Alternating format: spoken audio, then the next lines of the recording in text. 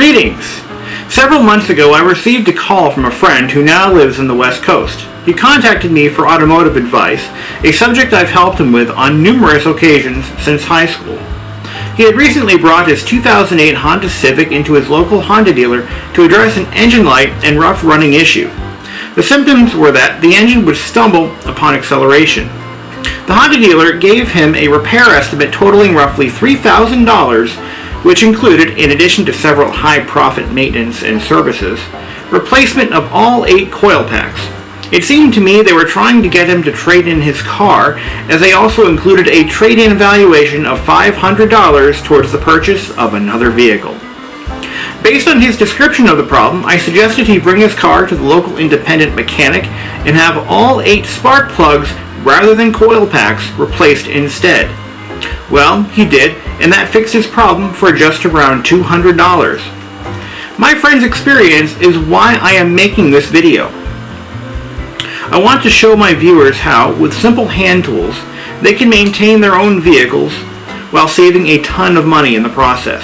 I will be including dealer estimates for each maintenance item we cover in this video, as well as my actual costs buying my own parts from a local parts store. I want to begin by saying I am not an auto mechanic, but I was raised by one. For most vehicles, everything we do in this video will require simple hand tools that you can buy from Harbor Freight for just tens of dollars. All vehicles are different, and some may require major disassembly to perform the same maintenance we'll be doing on my 2014 Hyundai Elantra. And in those cases, you may wish to purchase a proper service manual, or seek out a video that specifically addresses maintenance on your particular vehicle on YouTube, and there are several. We'll begin our video by replacing the engine air filter as well as the in-cabin microfilter, and after, we'll proceed to replacing the spark plugs and the serpentine belt. So, come on, let's get outside and have fun. So let's start off by changing the air filter in this 2014 Hyundai Elantra GT. So what we're going to be doing is unclipping the air box. Let's see, I've already done that. Here are the clips. And look at your air box and you'll find that half of it will be clipped together. The other half will often be held together by these permanently fixed hooks. And generally air filters are intended to be user replaceable, and they're usually easy to do. Some are harder than others, some are even easier than this. One thing I'll mention is on the Nissan Versa, for example. I can say this because I owned one. The air filter is located somewhere in this vicinity, and the cover simply clips on, and you can just pull the filter right out and pop the new one in, just as if you're popping a pizza in an oven. But on this one, you just unclip these 2 steel clips and lift at an angle, and then these hooks, if you pull gently, they'll just unclip like that. And to change the filter, you simply lift up on the air box, slide the filter out. Don't lift this box any higher than it needs to be, because you don't want to add any stress to the intake hose. This is a brand new filter, as you can clearly see, and I always mark the date and the mileage the filter was installed. That way I can keep better track of how long they're lasting. I only replace the filters every 15,000 miles, regardless of what they look like, just so I can keep tabs on it much easier. Now we're going to go ahead and change the in-cabin microfilter. Okay, on this particular car, and almost every car I've owned before this, the in-cabin microfilter has been located behind the glove box. So, open the glove box and remove all contents.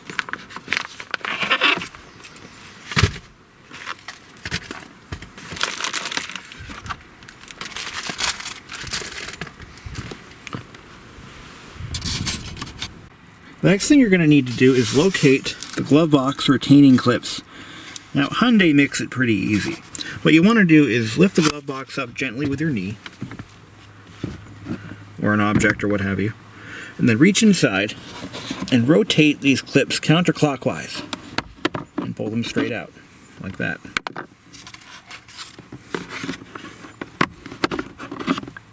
And then let the glove box drop down all the way. Okay. Now inside, straight behind the glove box, is the air intake plenum for the HVAC system. On these Hyundai products, you simply grab these clips on the end of this door and squeeze and pull. Like that. And then allow this to come straight out. And there's your intake air filter. As you can see, I just replaced this one yesterday in preparation for this video.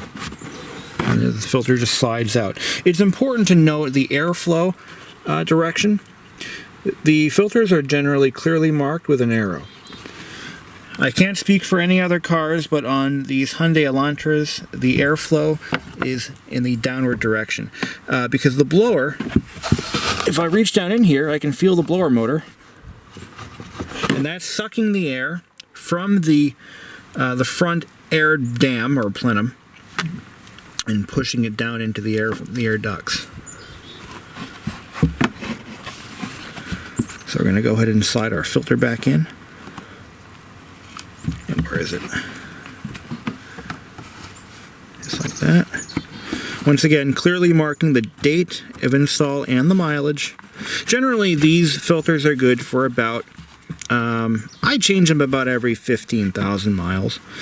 But I believe the service interval is around 30,000. No, it can't be that much. I would say like once every season or so. And once again, installation is the reverse of removal. Just like that. And we're done. This one didn't clip in. Oh, there we go. And there you go. Now, if I turn the air on, you can see that when the air is on fresh air, that will, little rubber dam here that will open up. That's actually drawing in air from inside the car. If I hit the recirculate button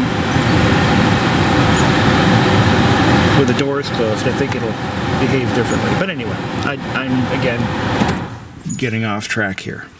So once again, we're going to go ahead and put the glove box back in there. And we're going to put these locks back in, and they simply rotate clockwise to lock them in. Just like that.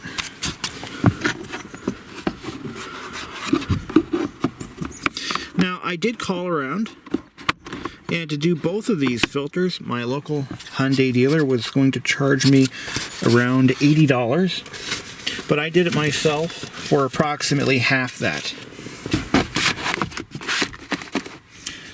I bought the filters from the local auto parts store,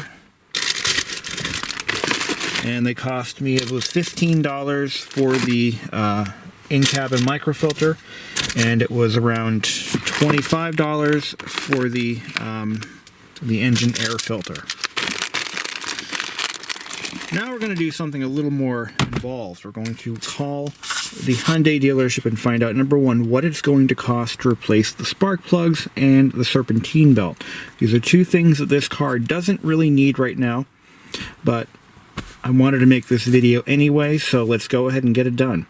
So we're going to get a price quote from the local Hyundai dealership, and then we're going to get a cost if we buy the parts ourselves from a local auto parts store.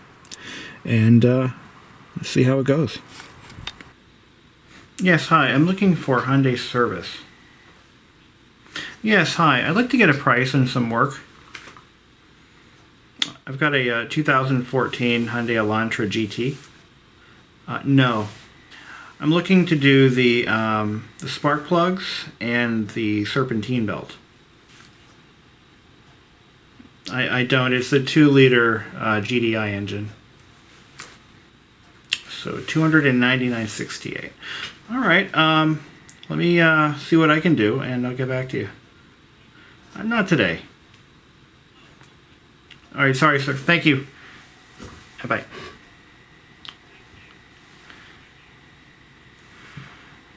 Wow. For spark plugs and a serpentine belt.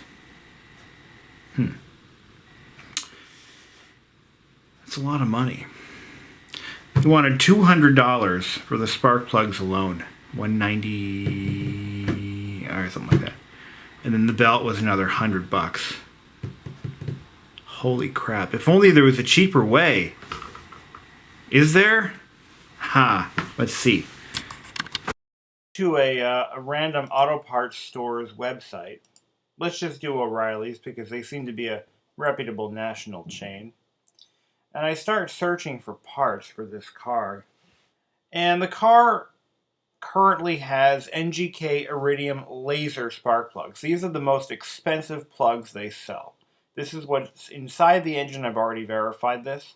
And I'd like to stick with the original equipment, or as close to it as possible. And why don't we go ahead and we get 4 of these.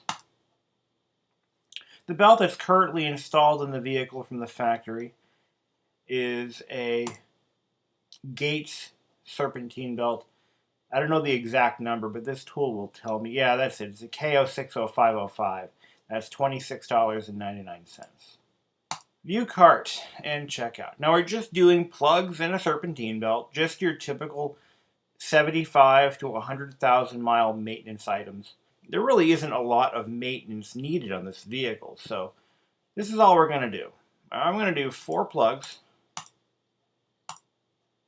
and before shipping, our total parts cost comes out to $86.95.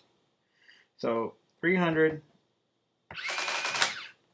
minus 90. Now, they're going to pay far less for parts. That's $210 over my cost of doing the job. And they're going to pay significantly less for the same parts because they're a dealer. So they're getting markup not only on the parts, but also in labor. And a substantial markup at that. But to make it cost so much, it must be a very difficult job that requires specialty tools, right? It must take hours to do this job. It's got to be so backbreaking and time-consuming that they need to justify that $210. We're just going to call it $210 for now. And yeah, that's all right. That makes sense, right? Well, why don't we go ahead and order these parts and do it ourselves and see how bad it... So just to reiterate, the work that we want done on this 2014 Hyundai Elantra GT involves replacing the spark plugs and replacing the serpentine belt. Very routine maintenance. And this car has 75,000 miles, and we're talking hard miles here. We're not talking, you know, a little going to the church and Sunday driving here. I drive the hell out of this car, and I drive it hard. Here are my parts. So we've ordered... I also ordered a set of brake pads. Now, these are the best brake pads you can buy, pretty much. Either these or Akibonos. I bought NGK Iridium plugs. This is exactly what is in the car. And it's important, by the way, to use what came out, because the ignition system is calibrated for a specific type of plug. It's important to note that. So, those are the NGK Iridium laser welded plugs and a brand new Gates Micro V serpentine belt. I also bought 2 brand new brake rotors and, as I said earlier, a brand new set of brake pads because I need the front brakes done.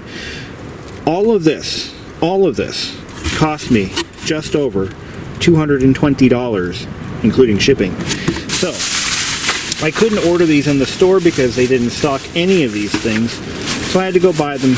So let's go ahead and we'll start with I'm going to do the serpentine belt first because that's the most involved. Let's do that real quick. Okay, we're going to need some tools. I'm going to need, for my metric socket, I think I'm going to need a 12 or a 13 socket millimeter. It's a 12 there, and it looks like it's a it's a 12 over there too. So we're going to use our 12 millimeter socket. We're going to loosen that red-headed bolt right there, and we're going to loosen up the tensioner. See how much tension this belt has. Oh, a little bit of tension on that. Not a lot, about a little over an inch. So let's go ahead and get that done. The first thing we need to do is disconnect the battery. Then we need to loosen the alternator tensioner locking bolt, followed by the alternator mounting bolt.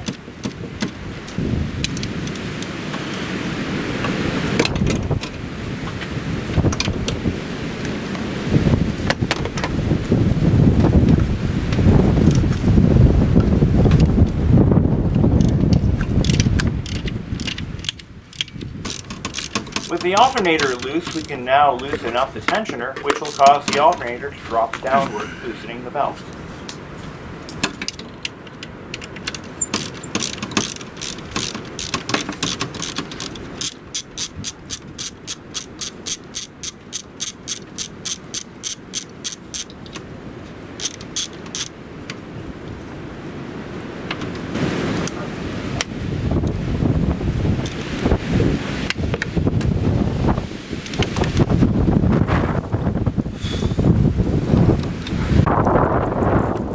Now that we have the belt slackened, we can begin working it off of the alternator pulley, which will allow us to slide the belt right off the crank pulley and the water pump pulley. Note, the AC compressor pulley is not in sight, it's actually below the alternator and can be accessed by reaching between that radiator hose and the AC compressor. Unlike some cars, this vehicle does not require the passenger side wheel or any splash guards to be removed. Everything can be done from the top of the engine in just a few minutes.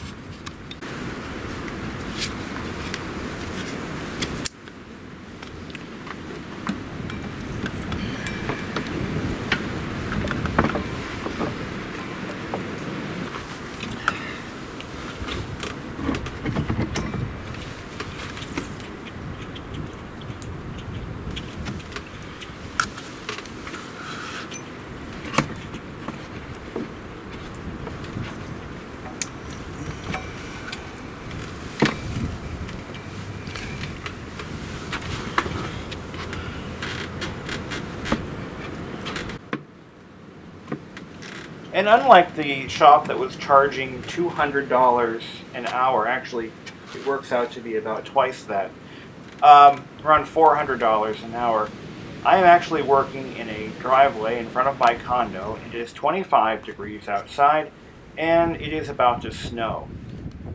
Not that, that matters or anything.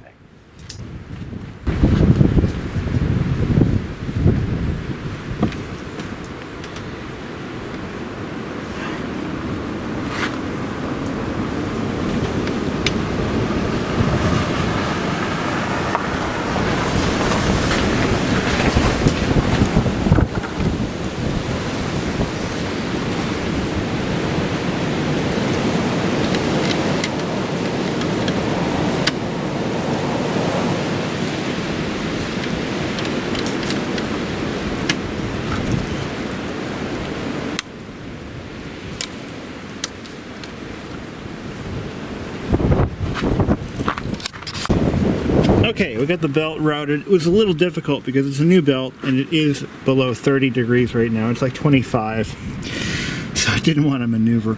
But I got the belt in position. You'll notice that on all the pulleys, the belt is dead center between the outer ribs of the pulley. And that's pretty much all there is to it. Now we just got to get the belt tension up. We can move on to our spark plugs.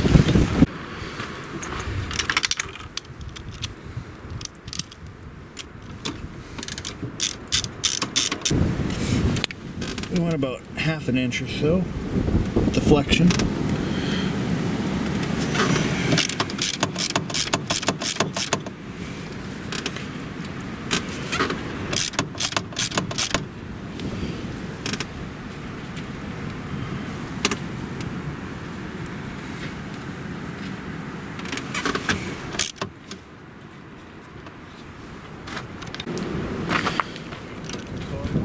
I am. Frame by frame.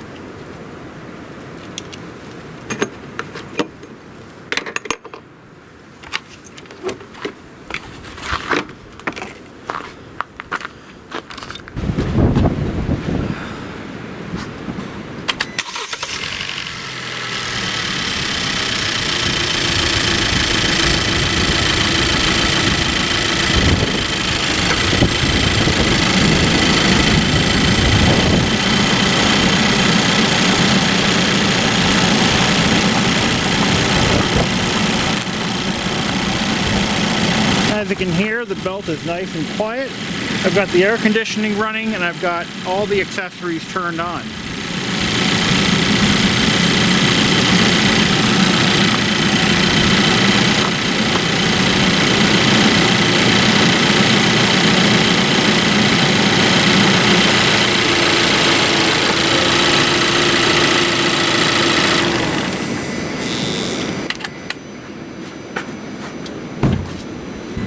Now we're going to recheck the tension, making sure the engine is off. I'll snug it up a little more. When removing the coil pack connectors, this is very important. You want to make sure that you unlock these clips. This one snapped off on me, but that happens. These little gray clips, pull them, and then you press in here.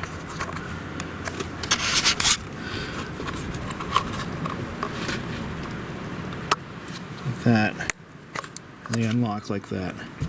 You don't want to mix these up, that would be very bad. So we're going to do one coil at a time. Okay, I've just installed the plug in number 1. We're going to take care of number 2 right now. First thing we need to do is remove the coil pack securing bolt. Zoom in a little bit more.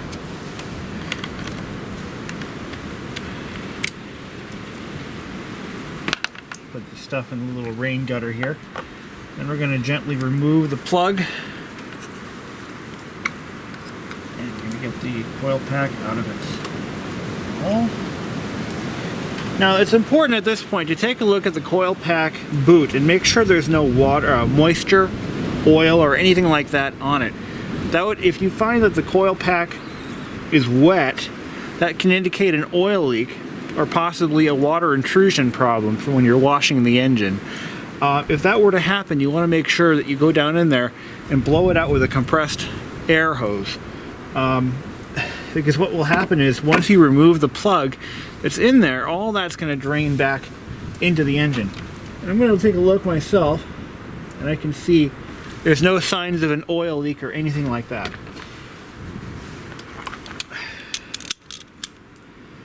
Okay, we're going to take our, this is a 5/8 socket. Plug sockets are different from ordinary sockets in that they have a rubber boot inside.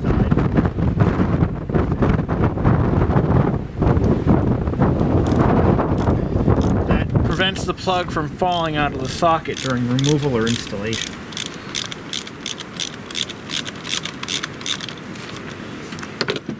We're going to remove the plug.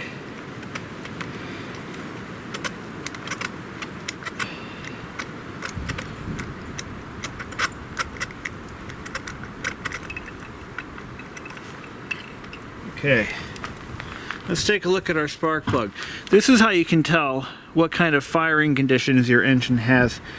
We're going to check it for wear, for oil, for really anything, any buildup. This whitish appearance is a slightly lean condition. That is pretty normal for today's engines. So this plug is actually still usable, but I figured let's just get them done. Now the new plugs are all pre-got from the factory, and there is a set of instructions on the side of the box that tells you how to install them. NGKs are good for this. The first picture tells you to turn the plug 1/16 of a turn upon getting it snug. The second pictogram tells you to rotate it 1/2 a turn once it's snug, and that is to seat the crush gasket. It also tells you not to try to gap the electrodes. It's absolutely critical that you do not do that. These modern day plugs are pre-gapped, and you can actually crack the electrodes if you try to gap them. So I'm going to drop it down in there very, very carefully. Get it in.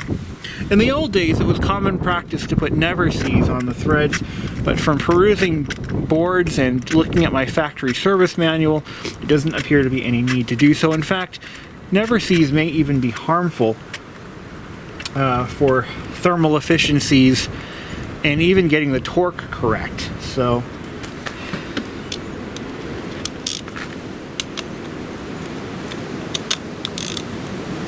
we're going to just gently get it in there. Okay, we're at the snug position now. I'm going to rotate it 1/16 of a turn roughly. And we're going to rotate it from the 3 o'clock to the 9 o'clock position.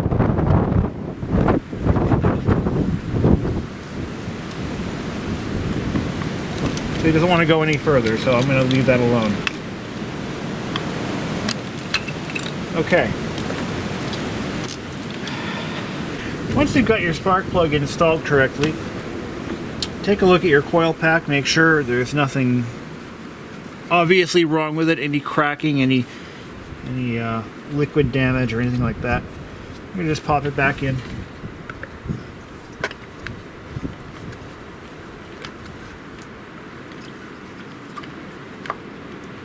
There we go. Get our securing fastener back in there. A 10mm socket.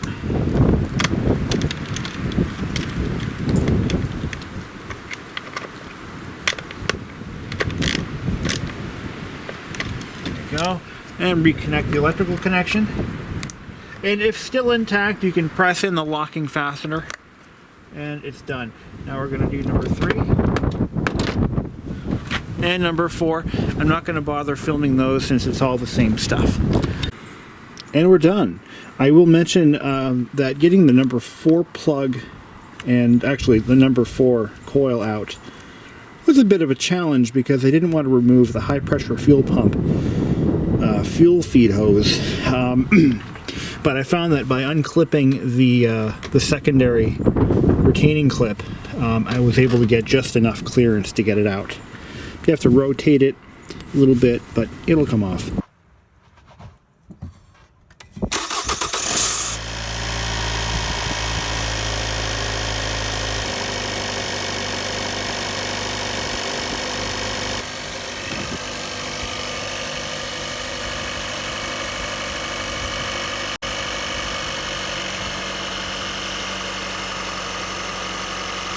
Alright, so it looks like a job well done, and it didn't cost a lot of money either. So the purpose of this video is not to bash auto dealers. I know it may seem tempting, but that's not really the purpose. Auto dealerships, specifically the Hyundai dealership I called, they have a lot of overhead. They have mortgages to pay, they have salaries to pay, they have insurance, they have health insurance, they have employee benefits and other things. They have a lot going on for them. They also have to pay franchise fees.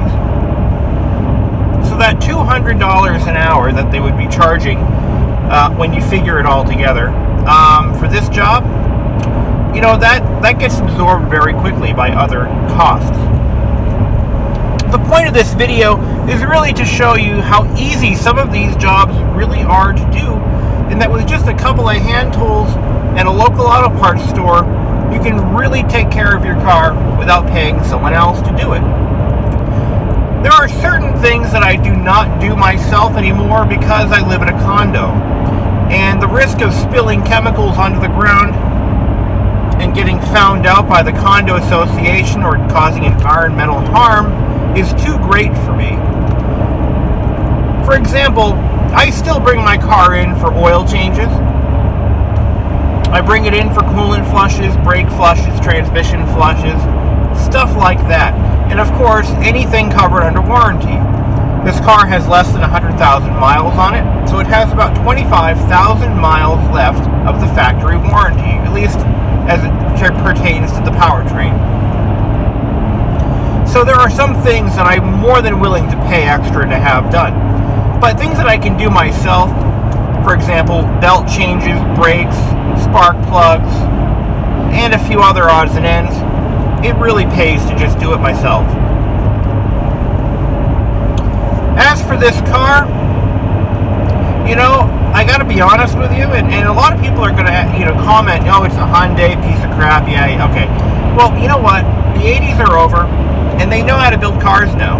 And this car right here, well, it has a couple of quirks that it's had since the day I took delivery in 2014. It's a solid, fun-to-drive little car. It's also very reliable, and it has been, so far, the least expensive car I've ever had to maintain. I have done no major repairs. I've had maybe 2 warranty claims on it. One of them was for the evaporative emissions purge valve, the other being the rear spoiler. It has been a relatively trouble-free vehicle. Oh, I did have one wheel bearing done under warranty, so yeah, I forgot about that. But so far, I have a good relationship with the Hyundai dealer that I bought it from. You know, they know not to try to sell me certain things because I won't do it. Engine flushes, for example, are completely unnecessary on an engine that's been well maintained. Completely unnecessary. Unless it's a Volkswagen 1.8T or certain Toyota V6 Camry and Highlander engine. No, I think there's one V6 engine that Toyota made that was known for sludging.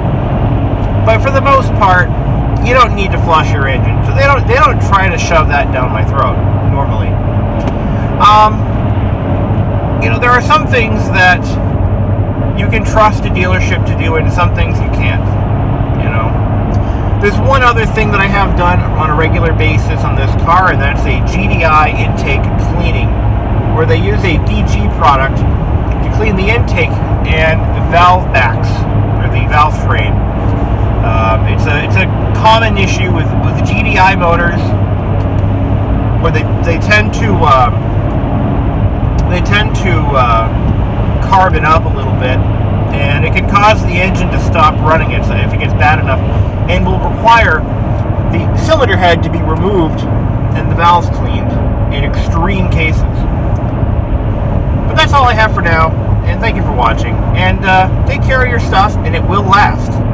Most of the time. If you take care of your stuff, it'll last. That's it. Have a great day.